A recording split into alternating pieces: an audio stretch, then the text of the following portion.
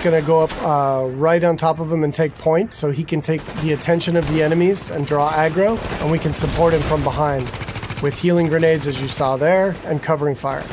Using covers in the divisions is really important. You're going to be seeing the agents here as they move around flanking the different enemies, moving cover to cover, using height elevation to their advantage, and really trying to make sure that you're not exposed at any time, because when you're out of cover, you take a lot of damage from enemies. And it looks like we've only got a couple Rakers left here, and Bronson is really taking his role to heart and pushing right up into their face. And they've cleared him out. And here you can see Bronson's actually been a little bit too hardcore on this, and he's in what we call the down state. So since they're playing in a group, Ryan can head over and actually revive him so he doesn't die and need to respawn and run back to his group, and he can get right back into the action. And here we can see that Ryan's actually found a loot crate, and he's gotten extremely lucky and has gotten a legendary drop. But as we can see, it's actually contaminated. All gear and weapons in the Dark Zone are contaminated, and they need to be extracted before they can be actually equipped by the players or agents in the game. So in order to do that, our group is going to move to a nearby extraction point in Bryant Park. Once the group is inside an extraction area, they'll need to shoot up a flare which calls in a helicopter. Then they need to hold tight for 90 seconds and extract their goods. Alright, now we see our group has come across a different group of enemies, and these are the Cleaners.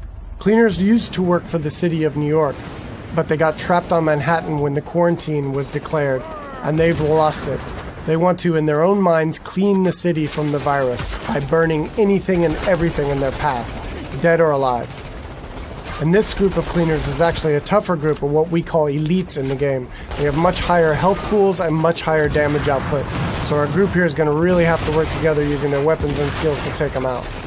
Of course, they drop much better loot and give a lot higher experience. We got Ryan seems to have moved up to a kind of a bad cover position here. He's taking damage from the right, and he's got a grenade coming in and he needs to move, and he's too slow. So he's going to need to top himself off with a nice self-heal. Alright, so now we've dealt with the Cleaners and we can move on towards the extraction area. But it looks like our group is not alone, and another group of players is in the same extraction area. In the Dark Zone, it's very important to find out player intention relatively quickly, whether or not they're a friend or foe.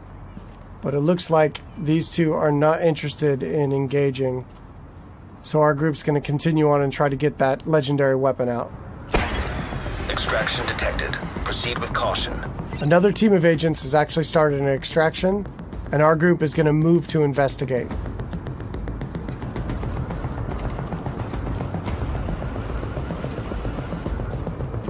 And as they come around, we do indeed see that an extraction is taking place, and they got about a minute left on their timer before the helicopter shows up. But we don't see the extracting team.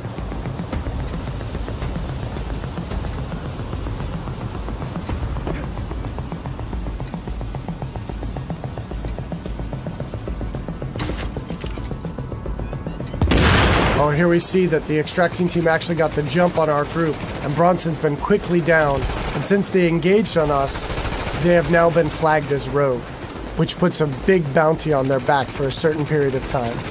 Luckily, Bronson was able to make it back to our group, and we were able to quickly revive him and get him back up into the fight. And now we've got some PvP chaos happening.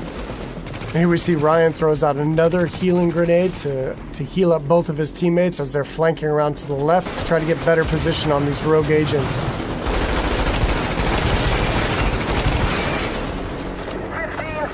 Alright, we see Megan's going to throw out another pulse, which really gives us good positioning on their locations. And here we can see another downside to going rogue in the Dark Zone. They have attracted another group of players, which is helping us take down this rogue group. And there we go. And of course, when you die in the Dark Zone, you drop any contaminated gear that you're currently carrying. It looks like the two groups now can divvy up the goods that they got from this rogue group. It looks like they've decided to just take out the new players and take all of the loot for themselves.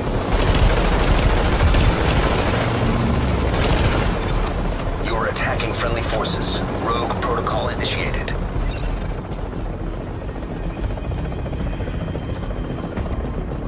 So now in order to secure this loot, to make sure it's theirs, they need to complete an extraction. So now our team has 90 seconds to control this area and to stay alive to get their loot out when the helicopter arrives. And you can see them fanning out into good cover positions here in case any other players come into the area or those groups that we engaged come back.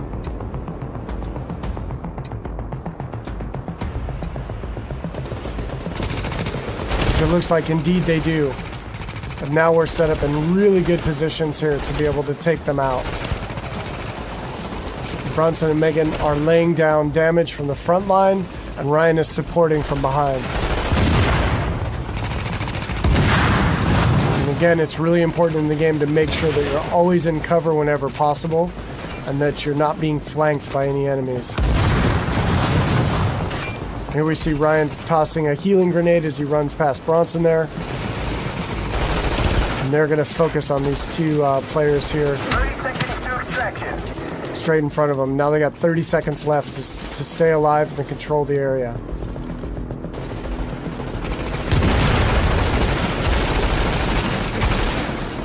And that was some nice coordination there. It looks like a double kill coming off. All right, and they dealt with the other group yet again, and now the helicopters arrived, so they were able to survive and be able to get their loot out, and they'll head back to their base of operations.